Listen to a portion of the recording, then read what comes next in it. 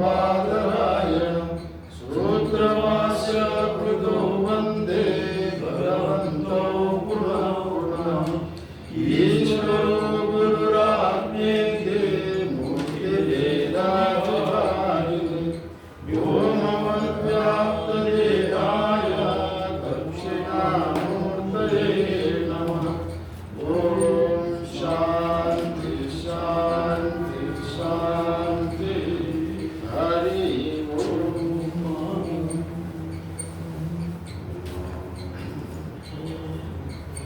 ईशावास्य उपनिषद और हम लोग कल पूर्णमदा का इसका विचार किया। आज इसका संबंध भाष्य पेज नंबर 12 में इसका संबंध भाष्य है। ईशादि मंत्राणाम विनियोग, यहाँ से हम लोग संबंध भाष्य का देखेंगे। और ये ईशावास्य उपनिषद का जो संबंध भाष्य ईशादि मंत्राणाम विनियोग, ईशादि मंत्र ये कर्म में विनियोग होता है और नहीं होता है, ये एक शंका है। कर्मों में विनियोग होता है नहीं होता है। और इसमें पूर्व पक्षी जो कह रहा है, इसमें भी जैसा ये शुक्ल यजुर्वेदीय जो ईशावास्य उपनिषद में जो 39वां अध्याय कर्म में विनियोग हुआ था, ये 40वां अध्याय है। ये 40वां अध्याय भी कर्म में विनियोग होना चाहिए, ये पूर्व पक्ष कह रहा है। ये इसमें आचार्य भगवत्पाद इसको खंडन किया। ईशावास्यम इत्यादयो मंत्राः कर्मसु अविनियुक्ताः तेषाम् अकर्म शेषस्य। इसका मतलब ये है, मैं ये पूरा पैराग्राफ को भाष्य पढ़ लूंगा, बाद में पूरा विवरण करूंगा। ईशावास्यम इत्यादयो मंत्राः कर्मसु अविनियुक्ताः तेषाम् अकर्म शेषस्य आत्मना यातात्म्य प्रकाशकत्वात् यातात्म्यं च आत्मनः शुद्धत्व अपापविद्धत्वे एकत्व नित्यत्व अशरीरत्व सर्वगतत्वादि वक्ष्यमाणं तच्च कर्मणा विरुध्यते इति युक्त एव येषां कर्मसु अविनियोगः इति भगवत्पाद यहाँ पर भाष्य में कह रहा है।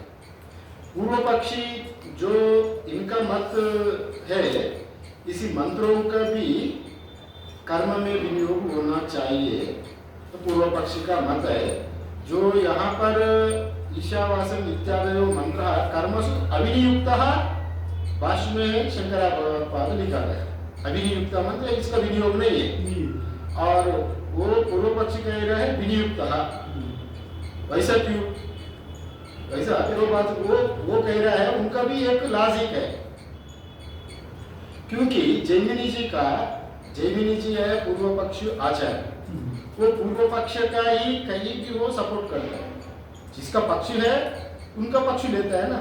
सिद्धांती एकदेशी, जो एकदेशी है अद्वैत सिद्धांति, और पूर्व पक्ष हमेशा उसको खंडन करता है। वो कर्म की ओर खींचते हैं, इसका भाव कर्म की ओर है। वो वेदांति कहते हैं नहीं, ये यथार्थ ज्ञान हम लोग विचार करेंगे, इसका यथार्थ ज्ञान कर्म में नहीं है। और वो बोलता है ये मंत्र में उनको दिखते हुए भी, कर्म में सीधा विनियोग ना होते हुए भी, इसको अंततोगत उपासना में विनियोग कर सकते हैं। मैंने जप में ये ईशावास्य मंत्रों को अदृष्ट फल जप के लिए स्वर्ग आदि में जाके फिर कर्म हम लोग स्वर्ग जाएंगे, इसको अनुष्ठान करेंगे, जप में भी विनियोग कर सकते हैं। वो पूर्व पक्षी का कहना है। और उनका भी जो लॉजिक है, ये जैमिनी आचार्य का जैमिनी सूत्र में एक सूत्र आता है, आम्नायस्य क्रियार्थत्वात् अनार्थाख्यम अतदर्थानाम। आम्नायस्य क्रियार्थत्वात् अनार्थाख्यम अतदर्थानाम, ऐसा एक सूत्र है। इसका सूत्र का अनुसार जो कर्म से संबंध रखने वाले वेद भाव को ही प्रमाण मानना चाहिए। जो भी कर्मांगभूत, ये ईशावास्य उपनिषद जो कर्मांगभूत में है, इसलिए हम लोग इसको मानेंगे वेद प्रमाण बोले, वेद का अंग मानेंगे इसको। जो कर्मानुभूत नहीं है हम लोग कर्मानुभूत नहीं मानेंगे। उनका ये सूत्र का बारे में वो कहा गया, क्योंकि इनका मानना है ये ईशत्व बोल के ईशावास्य निरंजन सर्वम जो पहले मंत्र है ना, पहले मंत्र ईशत्व बोल के वेद में एक जगह में आता है। वो कर्म का अंग, जो कर्म का संबंध में आता है वो बात, ये बात, इसलिए वो बात वो वहां पर मेंशन किया गया है। इस बात को ईशत्व बोल के वो कर्म में है, ईशत्व बोल के वह कर्म में विनियोग किया गया। ये पूरा 40वां अध्याय 18 मंत्र भी कर्म में ही इसको विनियोग किया जाना चाहिए। ये पूर्व पक्षी का बात है, क्योंकि वो हमेशा खंडन करता रहता है। वो सिद्धांत का करना वो अलग भी बात करता है। विपक्ष जो भी अगर एक पक्षी बोलेंगे तो विपक्ष उसको उल्टा बोलता है ना। अभी राजनीति में बोलता है, देखता है उनका लाभ के लिए, उनका सिद्धांत को आगे बढ़ाने के लिए। मेरा सिद्धांत ही सही है, दूसरों का सिद्धांत तो नहीं है, उनका कहना है। हाँ, ईशा मंत्रों को भी कर्म में विनियोग अथवा जप में अदृष्ट फल के लिए इन मंत्रों को विनियोग करना चाहिए। और ये जो अन्यायस्य क्रियार्थत्वात् अनर्थक्यम अतदर्थानां मंत्र का वजह से। और वेद में कर्मकांड बाद में ईशत्वेति शाकाम चिनति, ईशत्वेति शाकाम चिनति, इसे एक मंत्र है। इसका पीछे कहानी है, जो पूर्व भाग में हम लोग कहा ना, वेद का पूर्व भाग में जीवन में क्या करना नहीं करना, छोटा छोटा चीज के लिए विधि निषेध बोलता है। हम लोग देखता है जो बाहर में गाय का पूछ पकड़ो तुमको स्वर्ग पहुंचा देंगे, वैसे एक पूर्व पक्ष एक कहां पर एक उल्लेख हुआ होगा क्या करना है क्या नहीं करना है, विधि निषेध में ही ज्यादा जोर देता है वो। यहाँ भी ये वेद में यज्ञ में याग में पुरोडश बोल के एक कर्म करना, पुरोडश कर्म, पुरोडश, वो पुरोडश कर्म करने के लिए गाय का दूध चाहिए। गाय का दूध चाहिए तो वो गाय का जो बछड़ा को दूध दूधते समय बछड़ा को छोड़ता है ना, वो बछड़ा को वो कर्म में वो बछड़ा को हाथ से नहीं पकड़ना और रस्सी से भी नहीं खींचना। एक पलाश वृक्ष का शाखा से, वो पलाश वृक्ष का शाखा काट के वो बछड़ा को पलाश वृक्ष का शाखा से उसको हटाना, तभी वो दूध पुरोडश यज्ञ में काम में आएगा। और कोई अपनी बछड़ा को हाथ से पकड़ेंगे वो यज्ञ में नहीं आएगा। वो पलाश शाखा है ना, पलाश वृक्ष का शाखा को काटते समय ईशत्व मंत्र बोल के वो शाखा काटने का विधान है, वो कर्मकांड में। वहीं जहाँ ये जागने में इसका उल्लेख किया गया वेद में, उसी का ईशत्व को यहाँ पर ले आ रहे हैं। वहां पर ईशत्व मतलब वो पलाश शाखा का काटने का समय वो बछड़ा को हटाने के लिए जो डंडा चाहिए ना, वो शाखा काट के उसको डंडा बना के वो डंडा से इसको हटाना चाहिए। वो उसका दूध धो के वो पुरोडश यज्ञ में इसको विनियोग होगा। उधर इधर वैसा वैसा करे तो वो विनियोग नहीं होगा। जैसा कुछ कर्मकांड में हम लोग जानता है शेर का दूध सोने का बर्तन में ही टिकता है, बाकी में पड़ जाता है, वैसा कुछ नियम है ना। ये कर्मकांड में भी कैसा नियम होता हो, ये पलाश का शाखा से ही उसको बछड़ा को छूना है, बाकी हाथ से नहीं छूना, रस्सी से नहीं छूना, वैसा एक नियम होगा। किसके लिए होगा वो कर्मकांड बोल वही जाने, वो हजारों साल का कर्मकांड है। उसी नियम का अनुसार वहां पर वेद में ईशत्व बोल के पलाश शाखा को काटते समय ईशत्व इत्यादि मंत्र विनियोग हुआ। इसलिए इस पूरा मंत्र में इनको भी दिख रहा है ये ज्ञान का मंत्र है, मान ये सीधा सीधा विनियोग नहीं होते हुए भी इसको अंततः जप में भी विनियोग कर सकते। जप करते करते इसका अनुष्ठान में स्वर्ग में अदृष्ट पर स्वर्ग तक पहुंचेंगे, वैसा इनका मानना है। और इसी बात पर और शंकराचार्य सिद्धांत जी ने इसको खंडन करता है। और बाकी जो उपोद्घात भाष्य है इसी प्रश्न का ऊपर और एक खंडन हो रहा है। और बात ये हो रहा है यहाँ पर पूर्व पक्षी खंडन करते हुए ये यातात्मा का स्वरूप, आत्मा का यातात्म स्वरूप यहाँ बता रहे हैं।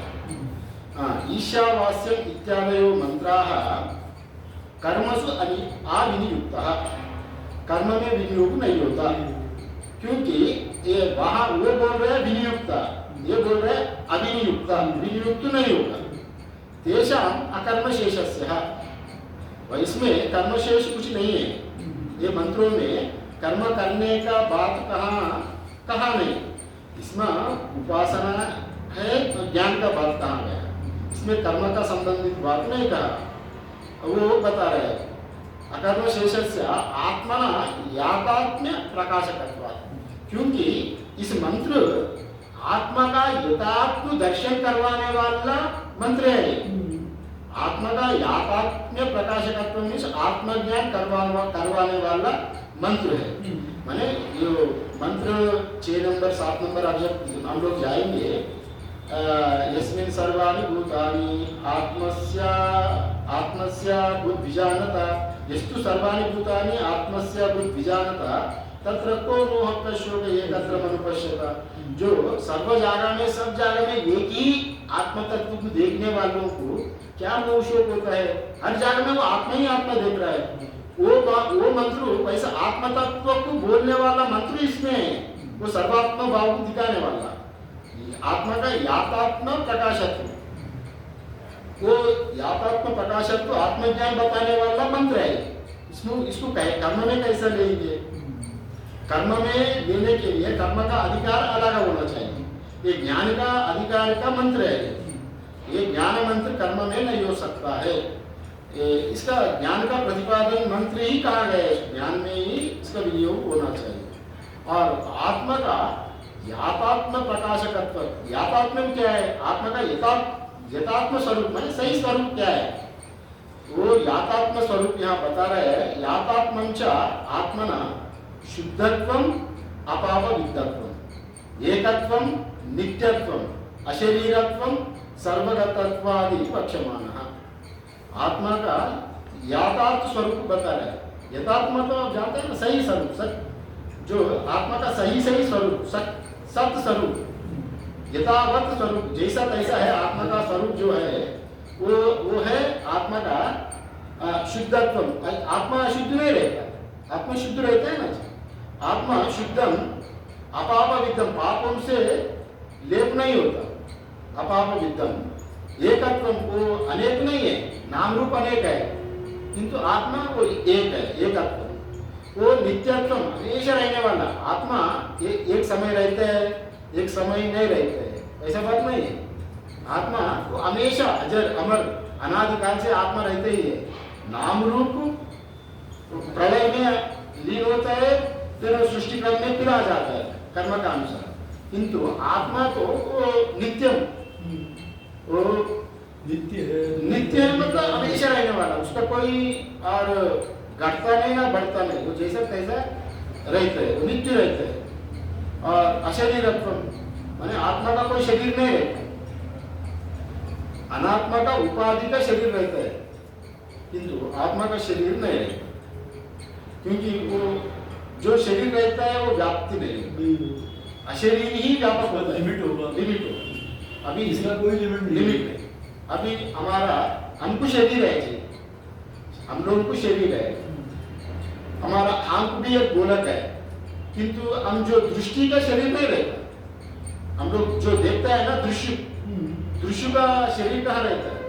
आंख का गोलक का शरीर है, दृश्य का शरीर नहीं रहता, इसलिए दृश्य व्याप्त होता है। जैसा हम लोग तारा मंडल, सितारा, सूर्य, चंद्र को सबको यहाँ से बैठ के देख सकते हैं ना, क्योंकि बीच में कोई शरीर नहीं है, वो दृष्टि है, वो दृष्टि निराकार है, उसका कोई शरीर नहीं है। शरीर है तो आंख का गोलक का शरीर है, दृष्टि का शरीर नहीं है। मन का भी वैसे ही शरीर नहीं रहे तो मन यहाँ बैठ के ब्रह्मलोक का चिंतन कर सकते। जो शरीर नहीं है वही व्याप्त होता है, तन्मात्राओं की कोई लिमिट नहीं है, गोलकों की लिमिट है। और यहाँ बैठ के ही हम लोग चिंतन कर सकते हैं ब्रह्मलोक का। अभी एक क्षण में ब्रह्मलोक मन चले जाते हैं, क्योंकि वो उनका शरीर नहीं है, वो व्यापक है। और आत्मा के बारे में क्या कहें? शरीर गोलक के इंद्रियों के ही इतने प्रकाश है। अभी हम यहाँ बैठे तो मैं कहा 5 किलोमीटर में का बाम्बू का आवाज, बाम्बू उड़ गया तो यहाँ से आवाज आता है ना, उसका बीच में रास्ता कैसे तय कर दी कान, बीच में कोई उसका पकड़ने वाला नहीं है, आकाश जैसे व्यापक है शब्द। वैसे ही ये आत्मा तो अशरीर है, अशरीर ये कठोपनिषद में कहते हैं अशरीरम शरीरेषु अनवस्थेषु व्यवस्थितम महांतम विमुआत्मानं मत्वा देरो न शुचि। अशरीरम शरीरेषु, जो अशरीर आत्मा शरीर में रह रहा है, अशरीरम शरीरेषु अनवस्थेषु व्यवस्थितम, वो अनवस्थ होकर व्यवस्थित हो रहा है, उनका कोई अवस्था ही नहीं, उनका कोई शरीर नहीं, आत्मा का कोई शरीर नहीं है, किंतु वो शरीरों में रहकर खेल रहा है, व्यवहार कर रहा है। आकाशवत, आकाश किसी घड़े में नहीं है, किंतु हम लोग जब उपाधिग्रस्त घड़ा बनाए तो घड़े में भी आकाश है ना, घड़े में आ रहा है जा रहा है, घड़े का प्रतिबिंब आता जाता रहे तो आकाश भी उसमें आता जाता रहता है, दिखता है ना। घड़े में हम लोग पानी लेके यहाँ से वहां तक ले गए, पानी घड़े के साथ जा रहा है ना व्यवहार के लिए, किंतु घड़े में रहते हुए जो आकाश है वो नहीं जाता, वो जहाँ तो तहाँ ही रहता है। उपाधि का वजह से अरे घड़े का मैं सामान, घड़े में कुछ नहीं सामान रख के मैं वहां तक पहुंचा दिया, किंतु आकाश घड़े में जैसा कैसे ही है, वो घड़े ही जा रहा है उपाधि, फिर हमको मालूम पड़ता है आकाश भी साथ साथ में जा रहा है, ऐसा ही भ्रम होता है।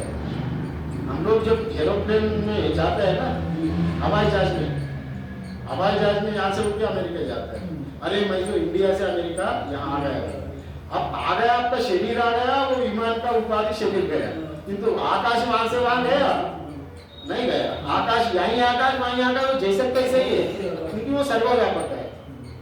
अब कई लाइटों संवत्सर, आप लाइटों वर्ष भी आप जाते रहो, आकाश जैसे तैसा रहेगा, उसका कोई वो, क्योंकि आकाश अनंत है, इसलिए आकाश का भी साक्षी आत्मा वो।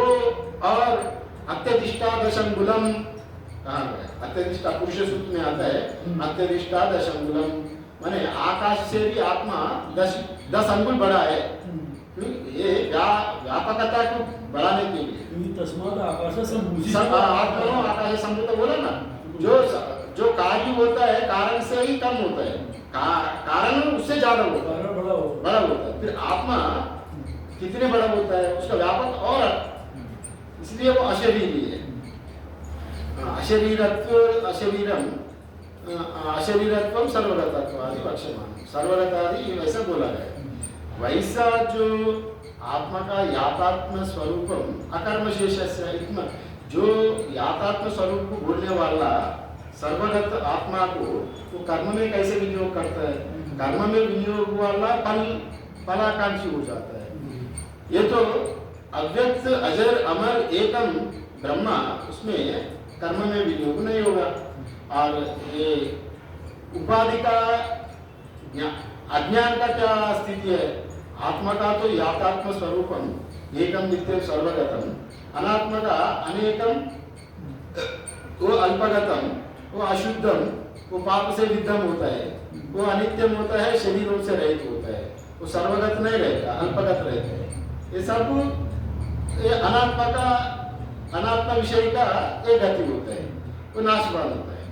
किंतु यातात्म स्वरूपम जो आत्मा का स्थिति सर्वव्याप्त सर्वत्र होने का नाते उनका ये कर्म में विनियोग नहीं होगा, ये सही बात।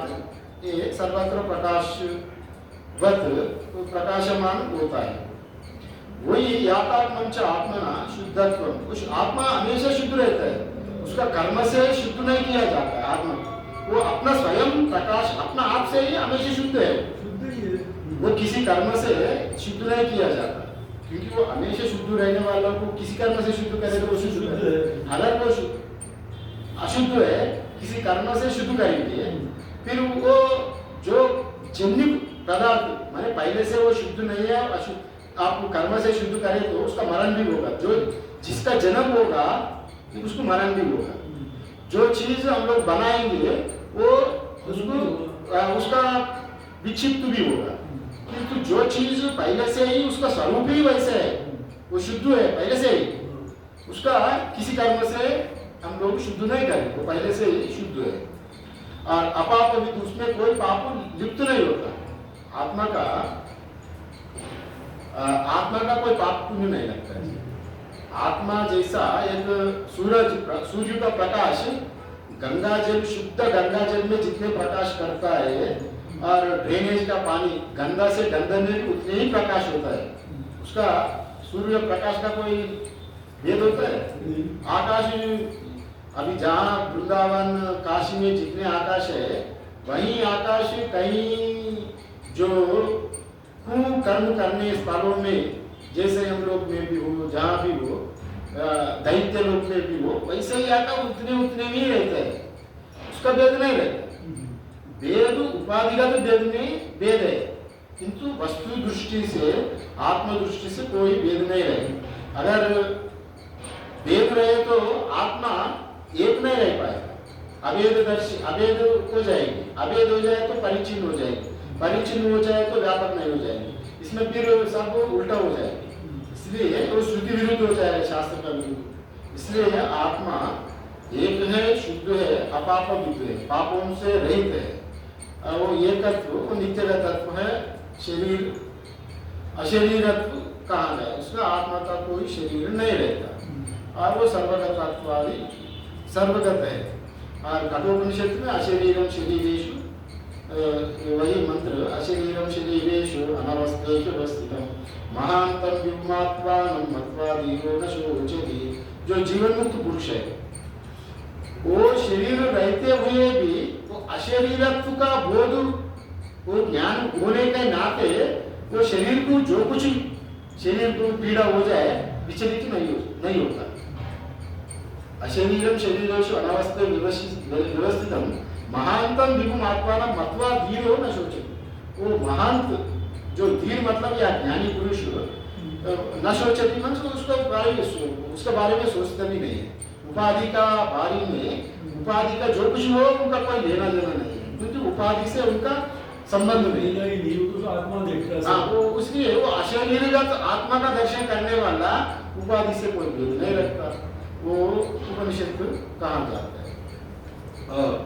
सर्वगत तत्वादि वक्षमान, ये आत्मा सर्वगत आदि सब जगह में रहने वाला है। और मुंडका उपनिषद में एक श्लोक आता है, ब्रह्मैवेदं पुरस्तात् ब्रह्म पश्चात् ब्रह्म दक्षिणतः च उत्तरेण ब्रह्मैवेदं विश्वमिदं वरिष्ठम्। ब्रह्मा पूर्व दशा में ब्रह्म ही है, पश्चिम दशा में ब्रह्म, उत्तर में दक्षिण में ब्रह्म ही है, ऊपर में ब्रह्म है, नीचे भी ब्रह्म है। ब्रह्मा जहाँ नहीं है वो जगह ही नहीं है, सर्वत्र ब्रह्म ही ब्रह्म है। वही है यहाँ पर सर्वगत तत्वादि पक्षमान, सभी जगह में परमात्मा ही परमात्मा है। ये इसी वो एकत्व भाव को बताने वाला मंत्र है। इसी के लिए आप जो पूर्व पक्षी आप जो कह रहा है, ये ईशानी मंत्रों का भी कर्म में विनियोग करना ही है। उनका जो जैमिनी का सूत्र आम्नायस्य क्रियार्थत्व अनार्थाख्यम अतदर्थानाम, इस मंत्र का जो कहानी बताया ना, जो पलाश शाखा को काटते समय जो ईशत्व मंत्र हुआ, यहाँ पर वो यहाँ पर विनियोग नहीं किया गया। इसका यहाँ पर इवन पाठ पठन में भी इसका विनियोग नहीं होना चाहिए। ये तो आत्म तत्व को बताने वाला उच्च कोटि का मंत्र है, इसमें कर्म में विनियोग नहीं है। इसी का वजह से यहाँ पर शंकराचार्य भगवान ईशावास्यम इत्यादयो मंत्रा कर्मसु अभियुक्ता, विनियोग नहीं होता। तेषाम अकर्म शेष, उसका कोई कर्म शेष नहीं है। पूर्व पक्षी कह रहा है इसका कर्म शेष है, वो पूर्व पक्षी जो कह रहा है उसका सिर्फ अपना खंडन करने के लिए, हट करने के लिए कह रहा है, किंतु यातात्म दृष्टि से नहीं कह रहा है, क्योंकि आत्मा का यातात्मता स्वरूप इसमें मंत्रों में है। इसमें कई मंत्रों में मंत्र नंबर 3 से लेकर 8 तक पूरा आत्मा का निरूपण करने का, आत्मज्ञान प्राप्ति का, आत्मज्ञान अनुभव का फल, इसी का ही बात बताया। वैसा बात वाला मंत्र इसका कर्म में कैसा विनियोग होता है, और यथात्मं च आत्मना शुद्धत्वम् अपापविद्धत्वम् एकत्वं नित्यत्वम् अशरीरत्वं सर्वगतत्वादि वक्ष्यमाणः इत्यादि बताया। तच्च कर्मणा कर्मणा विरुध्यते इति युक्ता ये एवः येषां कर्मसु अन्ययोगः तच्च कर्मणा विरुद्धते। अभी जितने हम लोग यहाँ पर बताया गया ये सभी कर्म का विरुद्ध है। कर्म का विरुद्ध का बाद कर्म में विनियोग कैसा होगा? अगर इस कर्म में विनियोग हो जाए तो कर्म से ही मोक्ष मानना पड़ेगा। अगर ये मंत्रों को पूर्व पक्षी का अनुसार ईशावास्य उपनिषद मंत्रों को कर्म में विनियोग हो जाए तो और हम लोग मोक्ष को कर्म से ही मोक्ष मानना पड़ता है, फिर वो शास्त्र विरुद्ध का हो जाता है। इसलिए ज्ञान कर्म समुच्चय नहीं होगा, तो उपासना कर्म समुच्चय होगा, ज्ञान का कर्म का समुच्चय नहीं होगा। वो बात यहाँ पर नहीं, विनियोग नहीं होगा। और तच्चा कर्मणा विरुद्धते, कर्म इसका विरोध हो जाता है, इस कर्म पर इस मंत्रों का विरोध होता है। इति उक्तः एवं येषां कर्मसु अविनियोगः, कर्म में इस लोग का इसी मंत्रों का विनियोग नहीं होगा। अभी नहीं एवं लक्षणम आत्मना यातात्म्यम उत्पाद्यम विकार्यम आप्यम संस्कार्यम वा कर्तृभोक्त्वा रूपम वा येन कर्म शेषस्य। यहाँ पर ये बता रहे नहीं एवं लक्षण आत्मना यातात्म्यम उत्पाद्यम विकार्यम आप्यम संस्कार्यम वा अथवा कर्तृभोक्तृ रूपम वा। आत्मा जो एतात्म्य लक्षणम जो बताया ना, आत्मा शुद्धम अपापविद्धम एकत्वम नित्यम अशरीरत्वम सर्वगतत्व आदि जो वक्ष्यमाण जो बताया गया, शुद्ध है, निष्पाप है, वो नित्य है, सर्वगत है, अशरीर है, इतने लक्षण जो आत्मा का है वो कर्म करने से थोड़ी मिलेंगे। हाँ, बराबर पकड़ा। कर्म से तो उनका तो बताया उन्होंने, कर्म से या तो आप किसी कर्म से करे तो फिर वो विक्षेप हो जाएगा उसका। हम जो कर्म करते हैं उससे हम किसी चीज को पैदा करते हैं, फिर वो पैदा करने वाला चीज मर जाता है। आत्मा तो ऑलरेडी पैदा है, उसको कौन पैदा करेगा? हाँ, इसी का ही बात यहाँ पर कह रहा है। नहीं एवं लक्षणम आत्मना यातात्म्यम, जो यथात्म स्वरूप आत्मा का जो पहले बताया गया लक्षण है उसको उत्पाद्यम माने उत्पत्ति नहीं कर सकते, और विकार्यम कोई उसका बिगाड़ भी नहीं होगा, बिगाड़ना भी नहीं है। हाँ, और आप्यम माने इसको ला भी नहीं, मार्केट में हम लोग खरीद भी नहीं सकते, प्राप्त नहीं कर सकते। संस्कार मतलब इसको साफ सफाई भी नहीं कर सकते, उसको पहले से ही शुद्ध है, साफ ही है। हाँ, और कर्तृ भोक्तृ रूप आत्मा में भी कर्तृत्व भोक्तृत्व लक्षण भी नहीं है।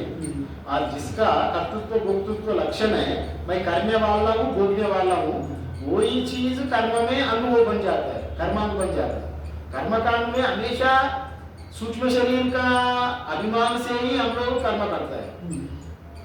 जो कर्मकांड का हाईएस्ट अवधि है, ये सूक्ष्म शरीर को स्वर्ग में पहुंचाना, ये स्वर्ग सुखी कर्मकांड का हाईएस्ट अवधि, मोक्ष में उसको कोई लेना देना नहीं। और उनका ये लक्षण तो सुरेश्वराचार्य भगवान नैष्कर्म सिद्धि में इसी बात को कहा गया, जो आत्मा का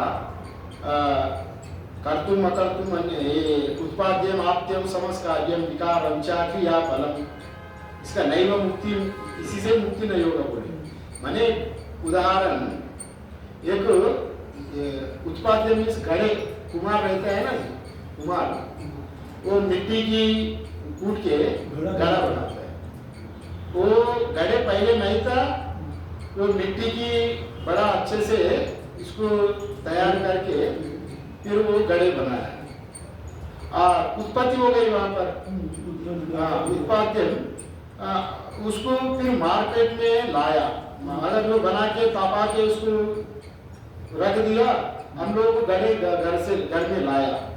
उत्पाद्यम आप्यम, उसको उत्पत्ति हो गया, पहले घड़े नहीं था, घड़े बनाया, उसको हम लोग आप्यम माने मार्केट से खरीद करके घर में लाया।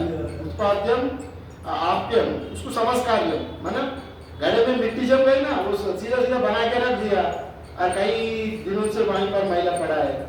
पहले घड़े जो बनता है उसको अच्छे से भिगा के उसका जो बद्दू रहते हैं घड़े का, उसको हटाना पड़ता है, साफ करना पड़ता साफ कराना, उसको तपाना, कैसा है। कभी पानी ठंडा करेंगे। उसका बद्दू नहीं आता घड़े का पानी का। वही है संस्कारी कहते हैं। घड़े उत्पाद भी हो गया, आप भी लाना भी हो गया, उसका संस्कार भी हो गया। संस्कारी भी हो गया। अगर कुछ दिन व्यवहार करने के बाद वो विकार्य मर भी गए, टूट भी गए, कोई बच्चा लेके आएगा, गिर गया। आत्मा का ये स्वरूप नहीं है।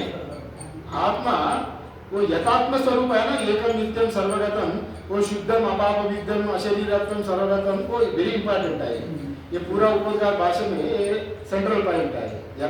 आत्मा का यथात्म प्रकाशत्व, मतलब आत्मा सही ज्ञान को करवाने वाला है। माने ये आत्मा आत्मज्ञान को करवाने वाला है, ये बता रहे हैं। और वैसा नहीं एवं लक्षणम आत्मना यातात्म्यम उत्पाद्यम विकार्यम आप्यम समस्कार्यम कर्तु भोक्तृ रूपम वा येन कर्म शेषतस्य। कर्म शेष जिसमें रहता है ये बता रहे हैं। आत्मा अगर उत्पत्ति होगा, आपत्ति होगा, संस्कृति और विकृति होगा तो आत्मशेष ही रहते हैं। इसलिए इसमें आत्मा अशेष माना गया, अकर्म आत्मा अकर्म शेषस्य यहाँ कहा गया। और ये न कर्म शेष तस्यात् कर्तृ भोक्तृ रूपा, ये कर्तृत्व भोक्तृत्व अभिमान भी आत्मा में नहीं रहता। अनात्म पदार्थों में भी कर्तृत्व भोक्तृत्व रहता है। मैं करने वाला हूँ, मैं भोगने वाला हूँ। अज्ञान के कारण जो आत्मज्ञान पुरुष है सब जगह में मैं ही ब्रह्म हूँ कहते हैं, अहम ब्रह्मास्मि कहते हैं।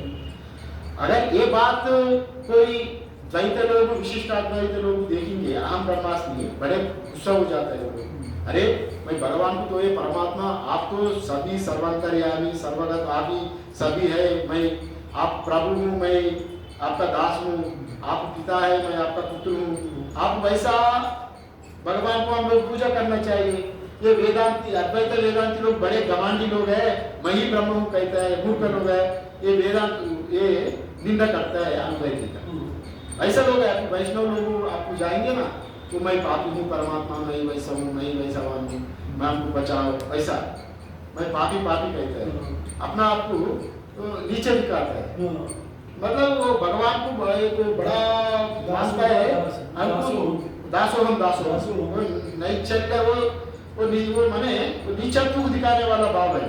हमेशा दासो प्रभु, ये नम्रता दिखाने वाला बात वो अलग है। और हमेशा दासो कहे तो वो अज्ञान नहीं है, उनको समझना कि वहाँ नम्रता का बात नहीं है, ये अज्ञान का वजह से हमेशा दास कह रहे हैं। एक राजा होकर भी वो एक ये चामर जैसा व्यवहार करे तो उनको क्या बोलेंगे? वो है राज का कुल का, वो मान रहा है। मैं ये विवेकानंद एक बात बताता है।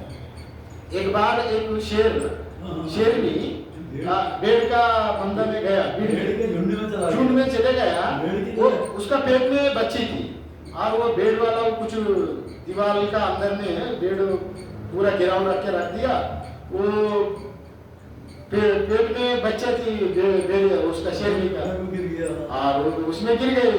आते समय जंप लगाते समय वो तो शिकार लगा के चले गई। वो शेर का बच्चा पैदा होकर वो भेड़ का झुंड में वहीं फंस गए। और वो भेड़ ही शेर को पाला और भेड़ का ही दूध पी के और वो भी घास खाने लगा, भेड़ जैसा कहने लगा। शेर है तो गर्जन करता है ना, उस स्वभाव को भूल गया और वो वैसे होगा। यातात्म स्वरूप है, वो सिंह है, किंतु अज्ञान का वजह से, संग का वजह से वो क्या हो गया, भेड़ जैसे हो गया और भेड़ ही मान लिया।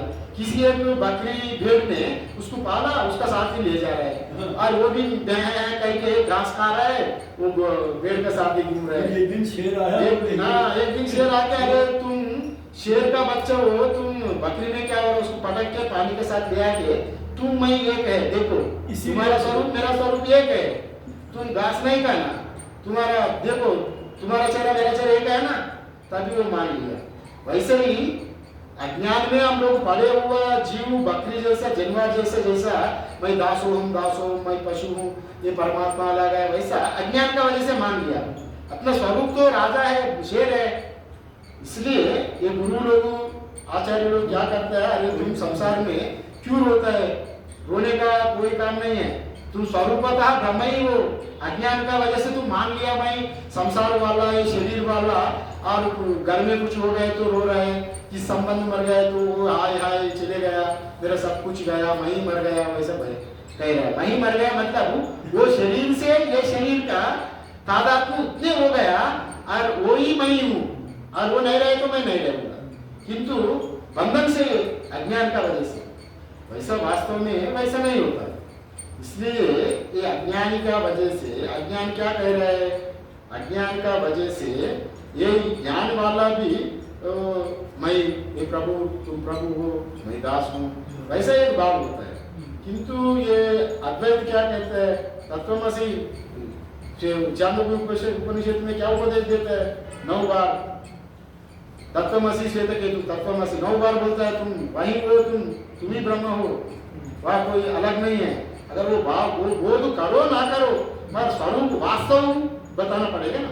शास्त्र हमेशा वास्तव बताता है, तुम अभी मानो नहीं मानो, अब इस जन्म में नहीं है तो दूसरे जन्म में उसको मानने का, वो उसको माने पचने का क्षमता अभी नहीं है तो अगले जन्म में है, अगले जन्म में है तो दूसरे जन्म में, किंतु वास्तव को कभी छुपाता नहीं उपनिषद, सत्य को सत्य ही बोलता है।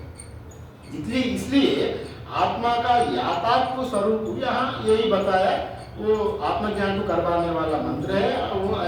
वो हमेशा शुद्ध अपापविद्ध एकत्व नित्यम अशरीरत्व सर्वगत्वादि जो लक्षण है वो हमेशा आत्मा का याथात्म स्वरूप यही है। नई एवं लक्षणम आत्मना याथात्म्यम उत्पाद्यम विकार्यम आप्यम संस्कार्यम वा कर्तृभोक्तृ रूपम वा ये ना कर्म शेषस्य। अगर आत्मा का ये लक्षण नहीं है, कर्म करने का जो लक्षण बताया गया वो लक्षण आत्मा का नहीं है, ये यहाँ पर बता रहा है। सर्वासाम उपनिषदाम आत्मा याथात्म निरूपणम एवं उपक्षयात्। सभी उपनिषद, जितने उपनिषद का लक्ष्य है जीव ब्रह्म ऐक्य का ज्ञान ही बताता है, उपनिषद का मकसद ये है। और अब जितने भी कहानी और समझने के लिए पहले कहना पड़ता है, पहले हम लोग कुछ कल्पना भी कहा गया है। प्रथम जैसा कठोपनिषद में नचिकेत यमधर्मराज का जो संवाद है, उसको तत्व को समझाने के लिए किसी एक रास्ता ढूंढना पड़ेगा, क्योंकि आत्मा का तटस्थ लक्षण से ही उपदेश होता है, स्वरूप लक्षण से उपदेश नहीं होगा। स्वरूप लक्षण से उपदेश अति उत्तम अधिकारी के लिए स्वरूप लक्षण का उपदेश होगा। श्रवणात् मुक्ति, एक बार सुनने का बाद ये तुम तत्वमसि, एक बार बोलने से उनको समझ लेता मैं ब्रह्म हूँ। और ये मंद मध्यम अधिकारी के लिए तटस्थ लक्षण अपना लिया, इसलिए तटस्थ लक्षण से ही शास्त्र उपदेश देता है। अध्यारोप अपवाद मेथड, जीव ब्रह्म ऐक्य जो पंचकोश मेथड, अवस्थात्रय साक्षी मेथड, नित्यानित्य विवेक वस्तु, सत्यारूप मिथुनीकरण, चिज्जड़ ग्रंथि, जैसा कल परसों में बताया था ना। हाँ, ये प्रकरण ग्रंथ से प्रकरण समझने के लिए तटस्थ लक्षण से ही हम लोग का मुक्ति संभव है, साधारणतः 99%। इसलिए उपनिषद भी उसी चीज का ही बताता है। हाँ, नहीं एवं लक्षणम आत्मा याथात्म्यम उत्पाद्यम विकार्यम आप्यम संस्कार्यम कर्तृभोक्तृ रूपम वा येन कर्म शेषतः स्यात्। और सर्वसाम उपनिषदाम आत्मा याथात्म्य निरूपण एवं उपक्षया। सभी उपनिषद आत्मा का याथात्म स्वरूप ही बताता है। और कहाँ बताता है, मतलब हम उपनिषद सभी यही बता रहे हैं। उदाहरण, सर्वस्मात् अंतरतरम यदयम् आत्मा, सबका अंदर में आत्मा ही है, ऐसे बृहदारण्यक कहता है। और द्वितीय द्वयम् भवति, और दूसरा रहे तो ही भय रहेगा, एक ही सर्वत्र एक ही आत्मा रहे तो किससे कोई भय, सभी जगह में अपना आप ही है तो कौन किससे डरता है, दूसरा आदमी है तो ना डर। इसलिए आत्मा यथात्म स्वरूप का बोध करने वाला सभी उपनिषद इंद्रो मायावी पुरुरूप ईयते। इंद्रो मतलब यहाँ पर ये स्वर्ग में रहने वाला इंद्र नहीं है, इंद्र मतलब यह परमात्मा जो तत्सृष्ट तदेव अनुप्रविशत्, वही सृष्टि करके सभी जीवों में जो प्रवेश किया गया वही परमात्मा यहाँ पर इंद्र कहा गया। इंद्र मतलब यतीन्द्र, कोई सबका पालन करने वाला, सबका साक्षी ईश्वर को यहाँ इंद्र कहा। इंद्र मतलब अगर हम दूसरे ढंग से बताएंगे तो इंद्र वो अलग है। और उपनिषद में इंद्र विरोचन जो संवाद आता है वो इंद्र देवेंद्र है, देव का राजा। यहाँ इंद्र परमात्मा का इंद्र कहा गया। इंद्रो माया गुरु, माया का वजह से परमात्मा ही सभी रूपों में दिख रहा है, किंतु आए तो एक ही आत्मा। वो सर्व यहाँ बोला ना सर्वस्वम उपनिषदाम आत्मा यातात्म निरूपणम एवं उपक्षया। यातात्म माने आत्मा एकत्व निरूपण करने वाला सभी उपनिषद तो यही कह रहा है, इसलिए इसको कर्म में विनियोग नहीं होगा। यह साक्षात अपरोक्षात ब्रह्मा, ये आत्मा साक्षात अपरोक्ष है, परोक्ष नहीं है, वो अपना आप ही है, अपना आप से अलग नहीं है। अपना आप ही है तो आपसे अलग रहे तो परोक्ष होगा, आप स्वयं है तो वो अपरोक्ष है, अपना आप ही है आत्मा। और आत्मा सर्वांतरः, सभी में आत्मा ही है। न तो तद्वितीय मस्ती, मैंने दूसरा आत्मा से दूसरा कोई है ही नहीं, द्वितीय वस्तु है ही नहीं। ये सब मैं हूँ या नहीं हूँ, मैं आपको नहीं पूछूंगा कि स्वामी जी देखना मैं हूँ कि नहीं है। तो मैं हूँ, मुझे मालूम है, आप ही मालूम है। आप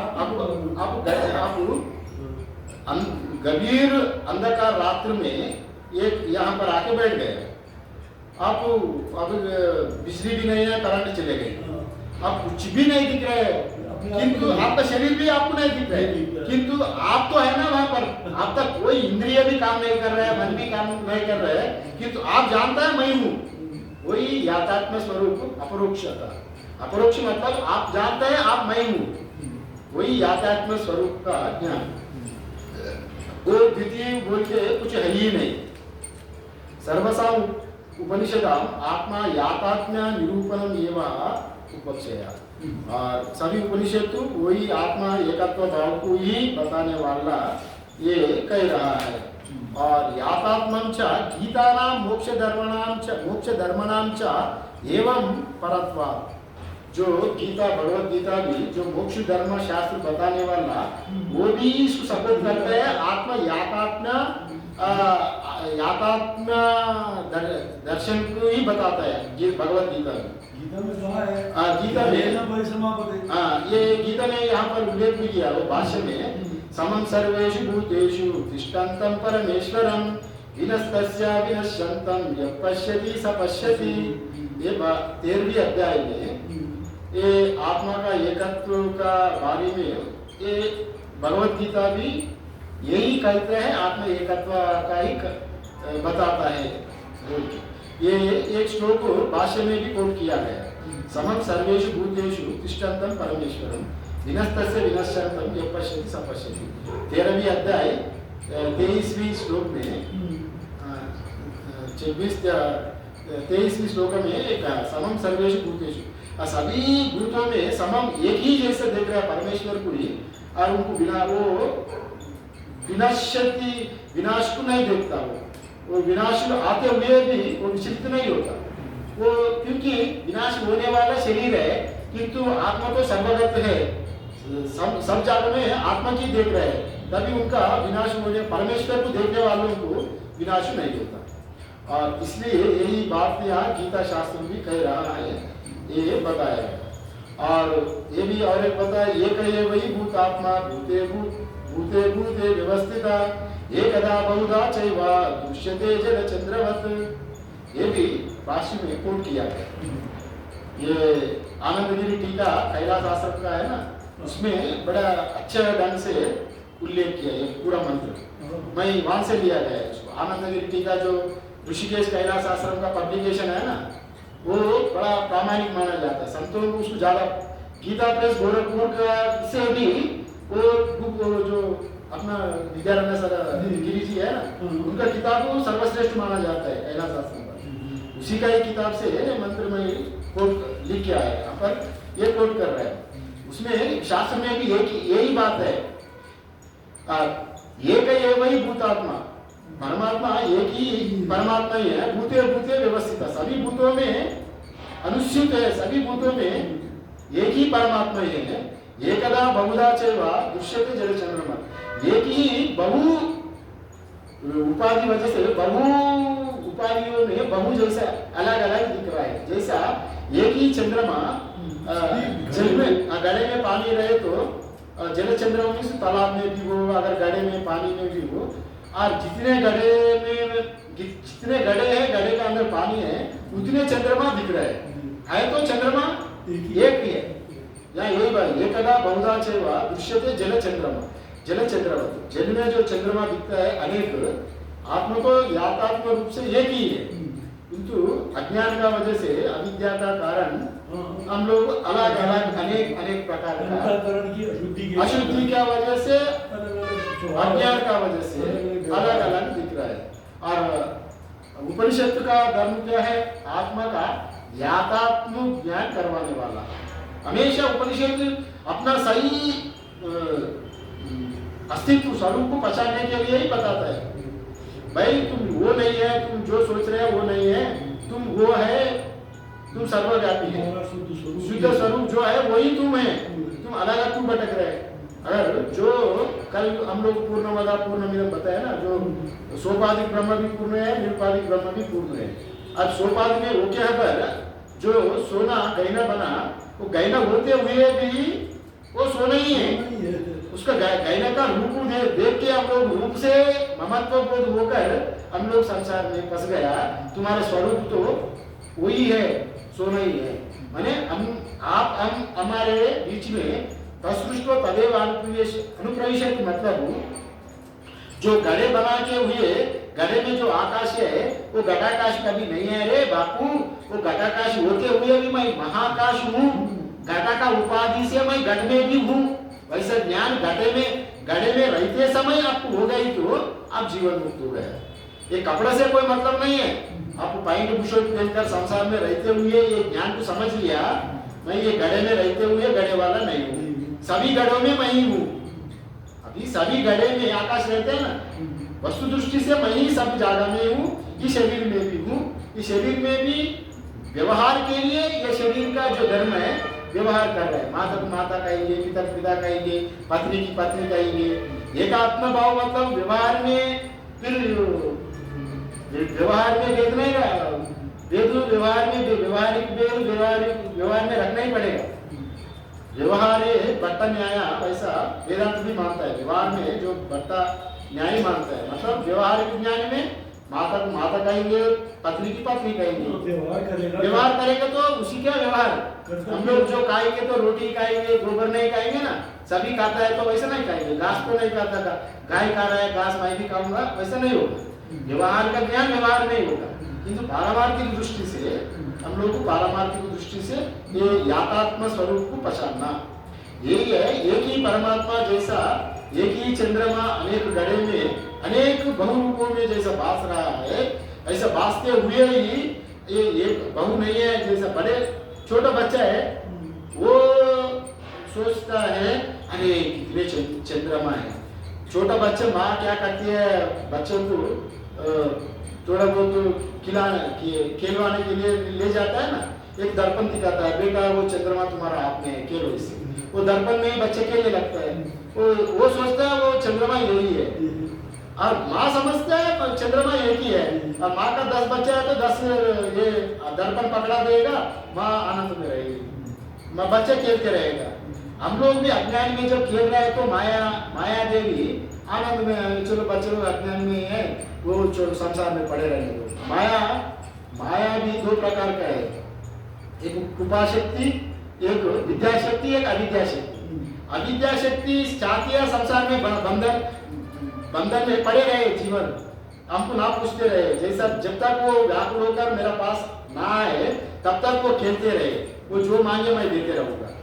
जैसा छोटा बच्चे खिलाने, वो सारे खिलाने रहते हैं ना, खेलता है बच्चा, तरह का गुड़िया रहता है, उसमें खेलता है बच्चे लोग। चलो माँ बच्चा भी चाहता है चलो उनको संसार में फंसा के रखें, हमको वो डिस्टर्ब ना करें, और बच्चा भी बड़ा खुशी से खेलते ही रहेगा। बच्चा को जब भूख लगता है, जब वो सभी खिलौने फेंक के वो जिद करता है, माँ आप ये चाहिए, आपको दूध पीना है। जब तू खूब रोते रोते रोते माँ जितने भी व्यस्त रहे, बच्चे का पास आके उनको पकड़ के अपना गोद में लेके दूध पिलाते। एक जीव भी जब तक संसार का आनंद में है, बहिर्मुख विषयों में है, बहिर्मुख मन संसार पुत्रेशना वित्तेशना लोकेशना, ये भोग इंद्रियों का भोग में और धन संपत्ति में इकट्ठे करने में, नाम यश में, बड़ा मंत्री मिनिस्टर होने का जब कामना है, तो बेटा तुम लगे रहो देते रहो। भगवान तुम जो प्रार्थना करेंगे वो देते रहेगा, वो भी पूर्ण करते रहेगा। तदास्तु वो। और जब उनका विचार करके मैं अनादिकाल से भोग रहा हूँ, इसके तृप्त नहीं हो रहा है, हमको ये चीज नहीं है। जब विवेक करेंगे, विवेक से ही ये समझ में आएगा नित्यानित्य वस्तु विवेक नहीं, ये सब अनित्य वस्तु है, ये हमारे लिए नहीं है, हम कोई काम कर नहीं। अभी हम मत टोकराओ माते, हमको मत टोकराओ, ये सब ना हमको नहीं चाहिए। जब नहीं चाहिए वो जब किलो में फेंक दिया, तभी माँ आपका भूल मिलेगी। मतलब ईश्वर अनुग्रह तेवा पुंसाम अद्वैत वासना। जब आपको सत्संग में जाने के लिए जब वासना जागता है ना, बिना ईश्वर का आशीर्वाद वो नहीं होता। ये शहर में लाखों लोग हैं, आप लोग यहाँ पर सत्संग करने आया, आपका पूर्व जन्म का अनेक पुण्य है, अनेक आपका पूर्व जन्म का पुण्य बिना इस सत्संग श्रवण करने के लिए आप लोग नहीं आते, क्योंकि आपसे बड़े लोग हैं, आपसे विद्वान लोग हैं, आपसे धनी लोग हैं, वो लोग कुत्तों का साथ खेल भटक रहे हैं, कुत्तों लेकर घूमने जाते हैं, वैसा कुत्ते का बच्चा रखता है ना, आजकल वही सहारा बनता है खेलने के लिए। और ये तो एक लाठी रखने कहाँ क्लब में जाता है, कहाँ खेलता है, किससे बात करने के लिए, कहीं ये तो टीवी देख के तो मजा आनंद लेता है, कोई पीता है खाता है, उसमें इंद्रियों में लगे रहते हैं भौतिक स्थिति। किंतु इससे अलग करके सत्संग में जाना है, वो सत्संग में आने के लिए, उसमें भी वेदांत में आने के लिए उतने आसान बात नहीं है। इसलिए आपका बड़े पुण्यवान लोग है आपको। यही यहाँ बात बता रहा है, एक ही चंद्रमा जलों में अनेक दिखता है, परमात्मा भी एक है, येता आत्मा का येतात्म स्वरूप यही है। और 2 मिनट में उनको विवेक चूड़ामणि में भी यही कहा गया है, एकमेव सर्वदेक कारणम कारणांतर निराश कारणम कार्य कारण विलक्षण स्वयं ब्रह्म तत्वमसि भावयामि। वो एक ही अनेक बनकर अनेक रूपों में वही नानाविध रूपों में देख रहा है। कार्य कारण विलक्षण स्वयं ब्रह्म ही ये कार्य कारणों में एक ही अनेकों रूपों में यही कार्य कारणों में वही खेल रहा है। एकमेव सदा एक कारणम कारणांतर निराश कारण कार्य कारण विलक्षणम स्वयं, वो स्वयं तो कार्य से भी अलग है, कारण से भी अलग है, वो अपना अपने स्वरूप से अलग ही है, किंतु व्यवहार के लिए कार्य रूप में कारण रूप में वो परमात्मा ही आके खेल रहा है। उसको अगर वो जो समझेंगे मैं ही ब्रह्म हूँ, वही ब्रह्म तत्वमसि भावयात्मनि, वैसा भावन करना, मैं ही ब्रह्म हूँ वैसा भावन करना है। भाई एकात्म भाव का यहाँ यथा जो आत्मा का यातात्मा बताया ना, वो सर्वात्मा भाव, तो आत्मानुभूति वही यहाँ पर बता रहे हैं। आत्मा का जो यथार्थ ज्ञान अनुभूति करवाने वाला है। इस ईशावास्य उपनिषद में भी वही कहा है, स्तु सर्वानुभूतानि जो बोल किया है ना, वो भी आत्मा का यथार्थ दर्शन करवाने वाला है। वही बात इसमें है, इसमें कर्म का अंग नहीं है, क्योंकि आत्मा एकम नित्यम सर्वगत है, अनात्मा तो अशुद्धम अनेकम, ये कर्म में अनुभूत नहीं है, ये बात यहाँ पर बताएगा। और वो तो ये ज्ञान का कर्म का समुच्चय नहीं होता, दोनों जैसा अंधेरा प्रकाश एक जैसे एक साथ नहीं रहते हैं ना, वैसे ही आत्मा का अनात्मा का भी एक साथ वैसा समुच्चय नहीं होगा। वो जो बताया गया पूर्व पक्षी आक्षेप किया, उसको यहाँ तक खंडन किया गया, और बाकी भाष्य कल देखेंगे। ओम पूर्णमद पूर्णमिदं पूर्णात् पूर्णमुदच्यते पूर्णस्य पूर्णमादाय पूर्णमेवावशिष्यते। ओम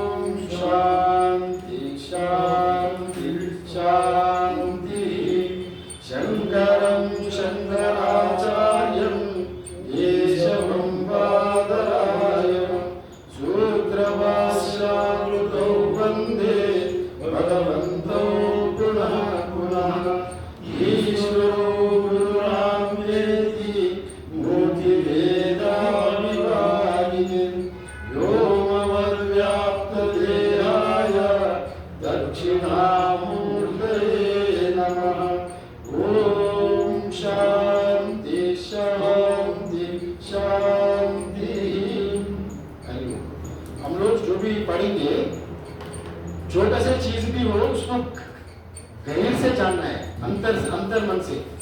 अभी पूरा चावल का हंडी का चावल पूरा पक गया या नहीं पका, एक चावल को दबाए तो पता चलता है ना। आप एक चीज भी छोटा चीज भी गहर से अगर जानेंगे तो उसका पूरा तत्व जानने आएगा। कल बादशाह बाकी पूरा देंगे। बहुत लोड बनाए, बहुत हम पूरा दिन यही करते हैं ना। ये कौन से ग्रंथ से लिए हुए ना? अपना विभिन्न ग्रंथों से स्वाध्याय करता हूँ, करके आप लोगों को ठोस ठोस चीज बताता हूँ। हरि ओम तत्सत। ओम ओम।